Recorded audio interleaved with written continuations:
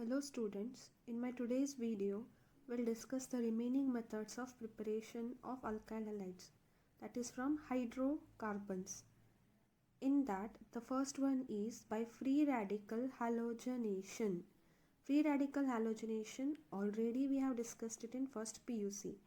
Free radical chlorination or bromination of alkane gives a complex mixture of isomeric mono and polyhaloalkanes.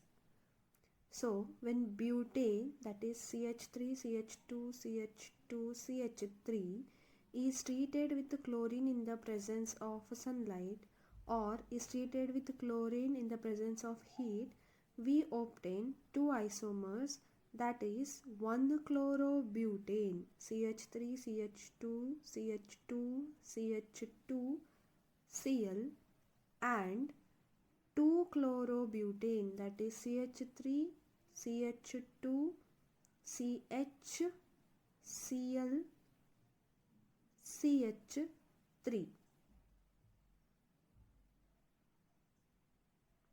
Let us recall what we had studied it in first PU. When methane reacts with chlorine in the presence of sunlight, we obtain methyl chloride or monochloromethane. When this monochloromethane is treated with chlorine in the presence of sunlight, we obtain dichloromethane. When dichloromethane is treated with chlorine in the presence of sunlight, we obtain trichloromethane, which is also called as chloroform.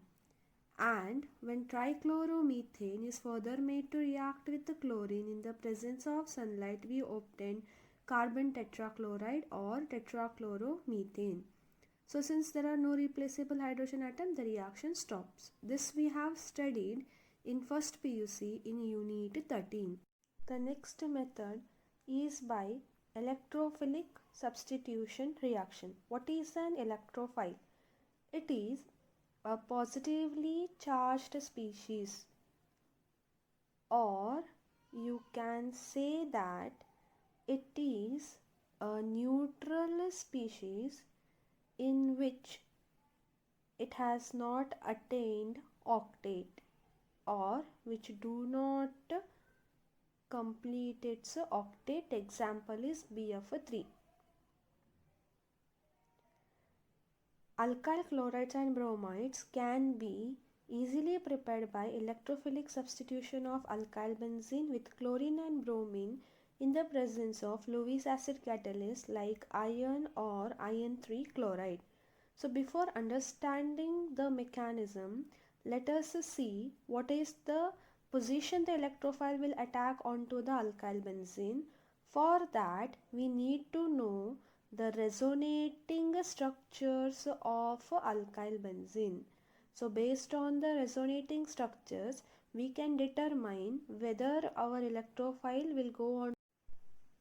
Methyl group is an electron donating group.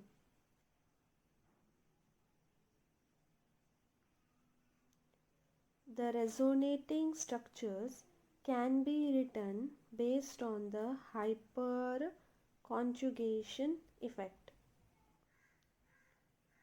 So we can observe that the electron present in between the carbon and hydrogen is donated.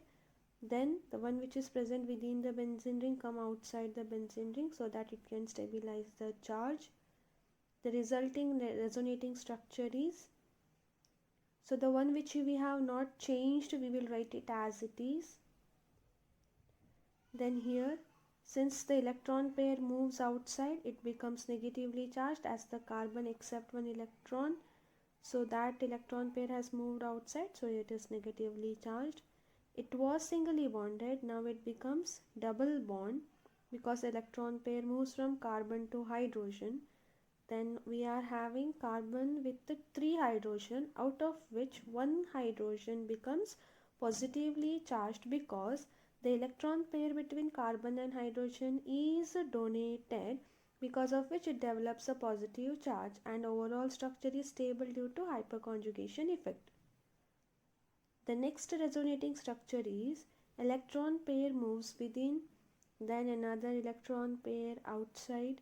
So what is the resulting structure we get here? We'll write the ring as it is.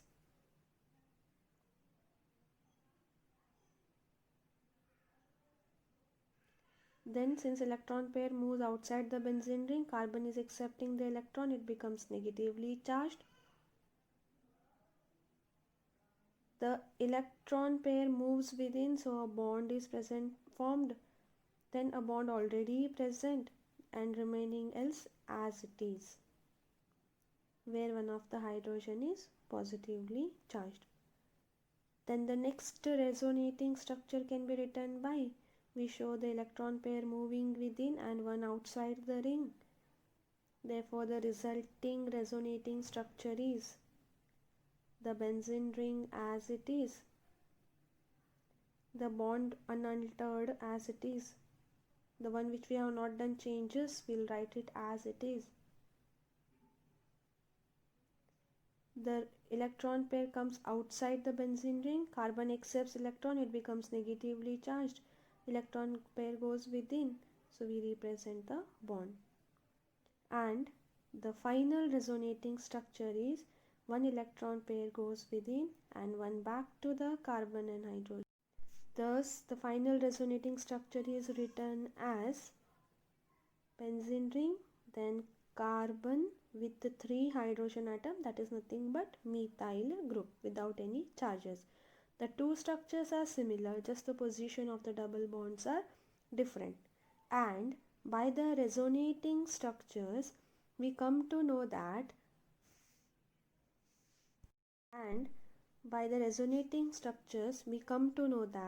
electron density, that is negative charge, is more on ortho position, para position and ortho position. The negative charge indicates increase in electron density, because of which we can say that the electrophile will attack to ortho and para position.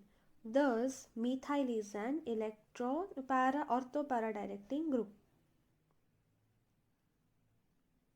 Therefore, the reaction can be represented as methylbenzene reacting with halogen, where halogen can be chlorine or bromine in the presence of iron in the dark, or you can make use of iron 3 chloride, that is FeCl3. The product obtained will be ortho and para, that is orthohalotoluene and parahalotoluene.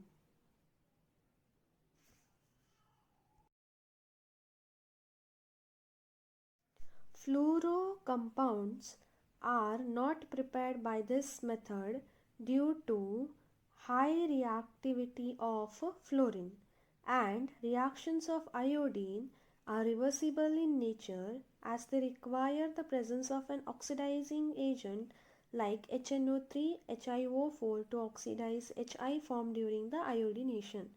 Hence, usually these are not prepared by this method. Mayer's reaction. The step 1 here is when primary aromatic amine is treated with the sodium nitrite and dissolved in aqueous mineral acid at about 273 to 278 Kelvin, it forms benzene diazonium salt or benzene diazonium halide. So primary aromatic amine means aromatic ring, that is benzene ring, is present. The hydrogen of ammonia is replaced by benzene ring. So you can see here one of the hydrogen of ammonia is replaced by the benzene ring, giving rise to primary aromatic amine. So this, when treated with sodium nitrite, that is NaNO2, and any mineral acid, that is HX, at a temperature of 273 Kelvin to 278 Kelvin, we obtain the product benzene diazonium halide. So benzene Why we use the term diazo? Why? Because we are having two nitrogen atom.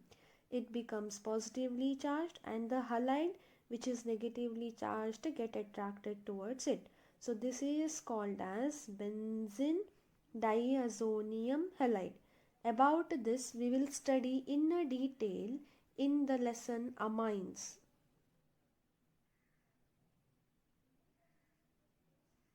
Step 2. Benzene diazonium halide. When treated with cuprous chloride or bromide, it results in the replacement of the diazonium group by Cl or Br.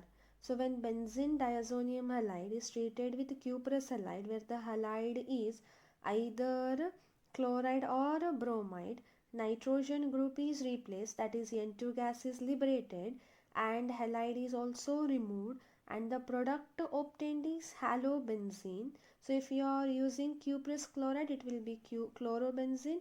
If you are using cuprous bromide, it will be bromobenzene, and nitrogen gas is liberated. Let us consider an example. So we'll consider that when the benzene diazonium salt is treated with cuprous bromide. So here which is the halogen in the present along with cuprous, it is bromide. So the product obtained here is bromobenzene with the liberation of nitrogen gas, that is plus of N2. Next is preparation of iodobenzene. It is also one of the example of Sandmeyer's reaction. When benzene diazonium halide is treated with potassium iodide, that is the benzene diazonium salt is simply shaked with potassium iodide, it forms iodobenzene. So here what do we observe? When benzene diazonium halide, that is two benzene ring, what has to be attached here? N2 plus and X minus. This is our benzene diazonium halide. When it is treated with potassium iodide, what is a product we are observing? We get here iodobenzene with the liberation of nitrogen gas. So this is also one of the example of Sandmeyer reaction. Next is preparation of cyanobenzene. So when benzene diazonium salt is treated with CuCN in the presence of KCN, so what is present with copper? Cn is present. So the product obtained here also is cyanobenzene, that is N2 is replaced by Cn with the liberation of nitrogen gas. This is also another example of Sandmeyer's reaction. So let us see the examples of Sandmeyer reaction which are very important from your exam point of view. Sometimes they give you the reactants and the condition and you are supposed to write the products. So if such questions are asked, you should be able to write the answers. So you can observe here, this is very important. So when the benzene diazonium salt is treated under any of these conditions, what are the products obtained? We'll observe. So benzene diazonium salt treated with cuprous chloride. So since it is cuprous chloride, product should be chlorobenzene with the liberation of nitrogen gas. When benzene diazonium salt is treated with cuprous bromide, since it is cuprous bromide, product should be bromobenzene with the liberation of nitrogen gas. Since it is CuCN, the product should be cyanobenzene with the liberation of nitrogen gas. And since it is potassium iodide, therefore the product here should be iodobenzene with the liberation of nitrogen gas. So these all are the examples of Sandmeyer's reaction which are very important. Overall, you can go through this and understand it. Next is preparation from alkenes. So here we'll observe two types of reaction. One is addition of hydrogen halides and another is addition of halogen. So addition of hydrogen halides, when the alkene is treated with a hydrogen halide like HCl, HBr or HI, it forms the corresponding alkyl halide. So consider the example here. When an alkene is treated with hydrogen halide, general example, generally alkene we have taken. So how does the reaction takes place? It is an addition reactant. So one of the hydrogen gets bonded to one carbon and the halogen to the another carbon. In addition reaction, only one product is obtained. So it was C, already it had two bonds. Another carbon, already it had two bonds. To one carbon atom, one hydrogen is bonded to another one halogen. Carbon can form four bonds, so double bond we have written it as a single. So this is the addition product obtained and it forms what? Alkyl halide. The reactivity depends upon the type of the alkene. So there are two types, symmetrical and unsymmetrical alkene. So what do you mean by symmetrical alkene? If there are same number of carbon atoms across the double bond, we call it as an symmetrical alkene.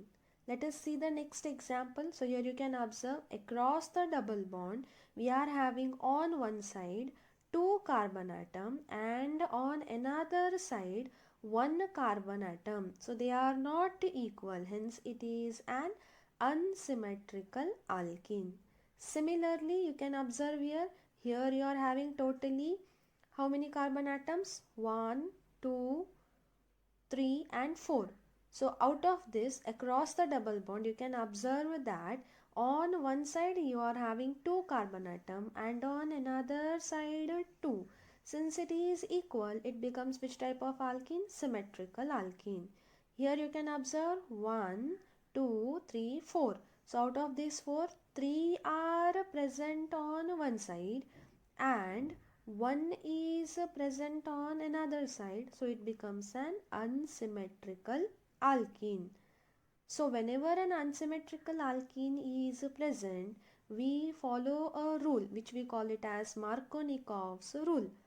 It states that when an unsymmetrical alkene reacts with an unsymmetrical reagent, the negative part of the reagent gets attached to carbon having lower number or lesser number of hydrogen atom.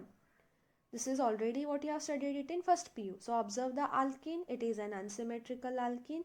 Why? Because across the double bond you are having unequal carbon atom. And the carbon atom with lowest number of hydrogen, to that what will get attached? Negative part. So H plus is positive, I minus is negative. I minus will get attached to the carbon atom having lower number of hydrogen atom and H plus to the carbon atom having higher number of hydrogen atom. So what is the product obtained here? CH3 CH, to that I gets attached and it was double bond, it becomes single bond. It was CH2, H plus gets attached to it, so it becomes what now?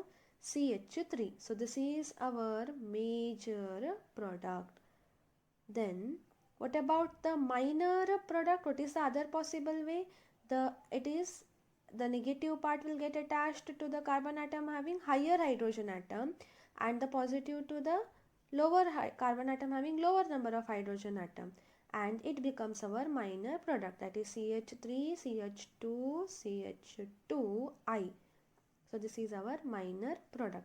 So among these two, which will be the major product? The one which follows Markovnikov rule. It was asked in your exam, that is 2020 exam. We have already discussed about addition of hydrogen halides. Next is addition of halogens. Addition of halogens to alkenes results in the formation of vicinal dibromides. What are vicinal dibromides? We'll see.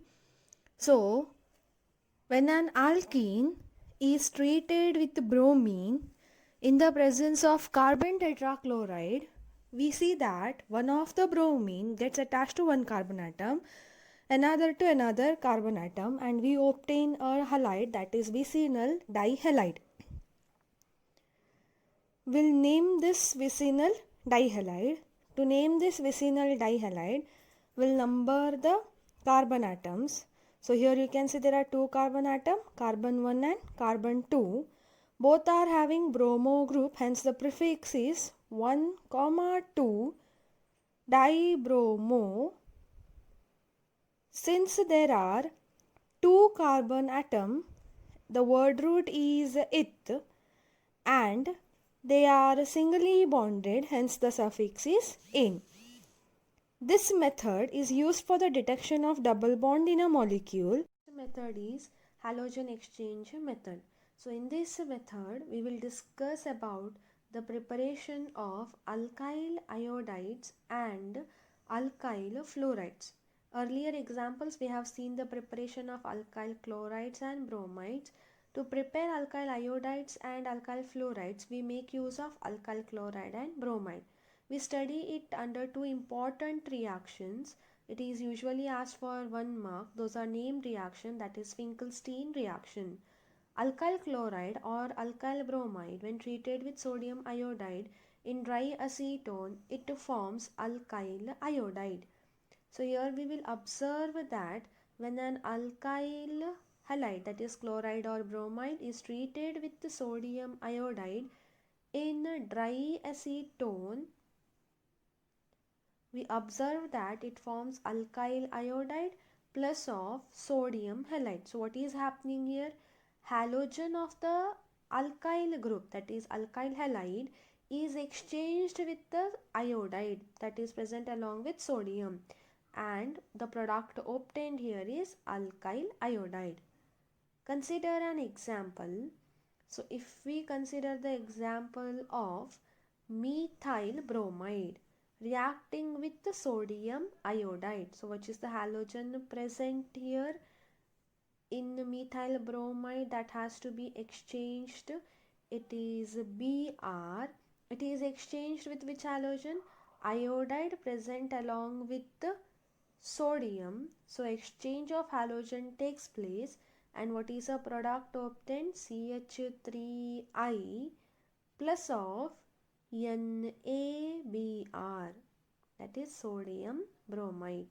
So this is a method used for the preparation of alkyl iodide. The alkyl iodide which we have obtained here is called as which iodide? Methyl iodide. The Schwarz reaction, when alkyl chloride or alkyl bromide are treated with metallic fluoride such as AgF, Hg2F2, COF2 or SbF3, it forms alkyl fluoride. Consider an example. Generally, alkyl halide is Rx, where R is alkyl group, plus of AgF, that is silver fluoride. The product obtained here is what we observe, exchange of halogen. So X is exchanged with what? Fluorine. So X goes to the place of fluorine and fluorine in the place of X. So what is the product obtained? Rf, that is alkyl fluoride plus of AgX. So the product obtained is alkyl fluoride. Let us consider another example. So let us take an example of ethyl chloride, that is CH3CH2Cl. When it is made to react with AgF, so the product obtained is what do we observe here? Exchange of halogen. Cl is exchanged with what? Fluorine, and fluorine is exchanged with Cl. So the product obtained here is CH3CH2F plus of AgCl. So ethyl fluoride is the product obtained. So the product obtained here is represented as ethyl fluoride. This is Schwarz reaction. So some of the questions asked in exam are of this type. Write the products and name the reaction. Please you try to pause the video, write the reaction and check whether you are correct or wrong, and then you can see the answer. So here you can observe that I have written few questions. The first question is, methyl chloride is made to react with the silver fluoride. So both are having halogens. So here you can observe that AgF is used. So for the formation of fluoride, we call that reaction as Schwarz reaction. So what do we observe in Schwarz reaction? Exchange of halogen. So one of the halogen of the alkyl halide, that is chloride, goes to the place of fluoride, and fluoride to the place of chloride, that is Cl is exchanged with fluorine and fluoride is exchanged with the chloride. So the product obtained here is CH3F plus of AgCl, that is silver chloride. Since fluoride is formed, it is an Schwarz reaction. So methyl fluoride is the product and the name of the reaction is Schwarz reaction. Usually the next example, ethyl bromide is treated with sodium iodide. So here you can observe the halogens bromide and iodide. Bromide is exchanged with iodide, iodide with bromide. So what do we observe here? Exchange of halogen and formation of iodide, and it is which reaction? Finkelstein reaction. Thus the product obtained here will be alkyl iodide. So which is our alkyl iodide here? CH3CH2I plus of sodium bromide, that is NaBr. So what is the next reaction? You can observe they have given benzene diazonium salt in the presence of cuprous chloride. It is nothing but it is Sandmeyer's reaction. And in Sandmeyer's reaction, if it is cuprous chloride, N2 is replaced by which group? Since it is chloride, chloro group, plus of nitrogen gas is liberated. Next is they have given, so you can observe that they have given an alkene and hydrogen halide. That means what? It is a reaction which involves the addition of hydrogen halide. And it is based on which rule? It is based on Markovnikov's rule, which states that the negative part of the attacking reagent gets attached to the carbon atom having lesser number of hydrogen. So you can observe part here is Br minus. So Br minus get attached to it and here we obtain the product. And this becomes your major product and the other is your minor product.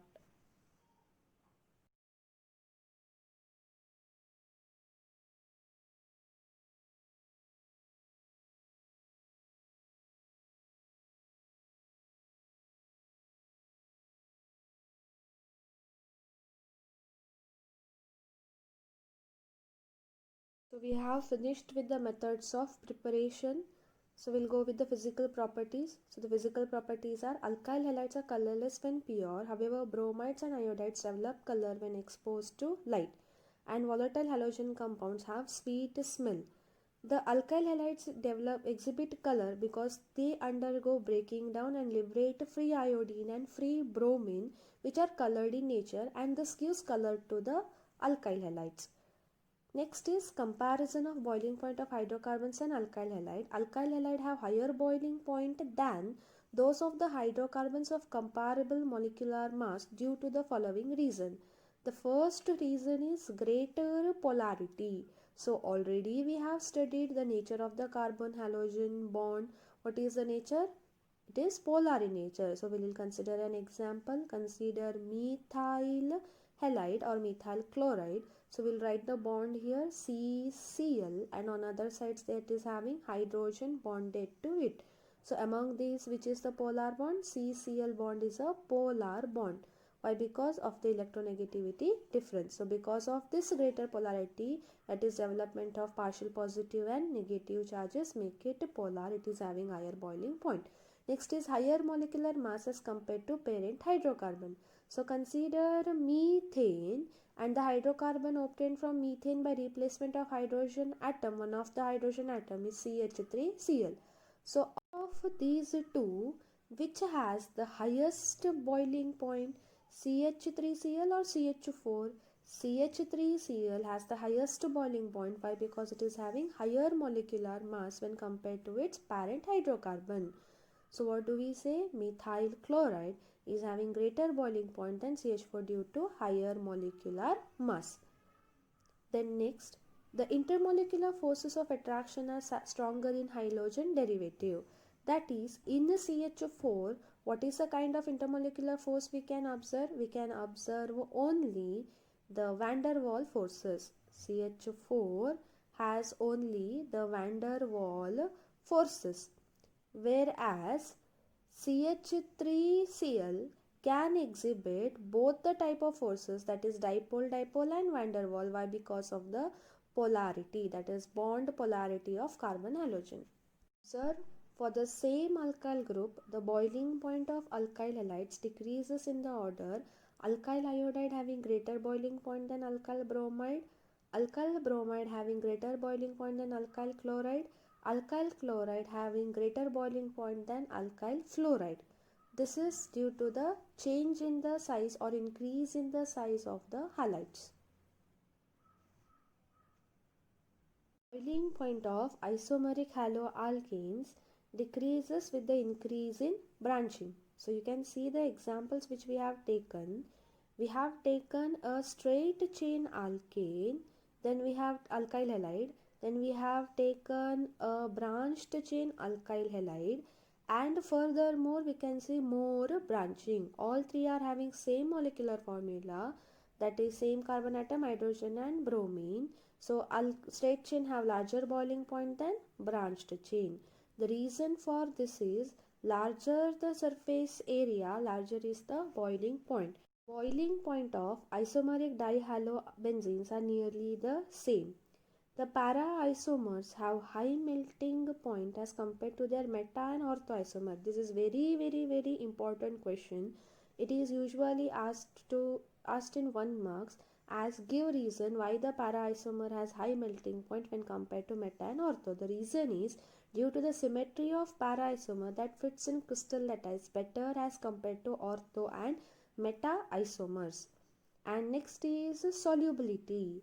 Haloalkanes are very slightly soluble in water, but they tend to dissolve in organic solvent because the new intermolecular attractions between haloalkanes and solvent molecule have much the same strength as the ones being broken in separate haloalkane and solvent molecule. This means that the energy required to break the haloalkane as well as the energy required to break the solvent is the same. Thank you for watching. Please like, share and subscribe.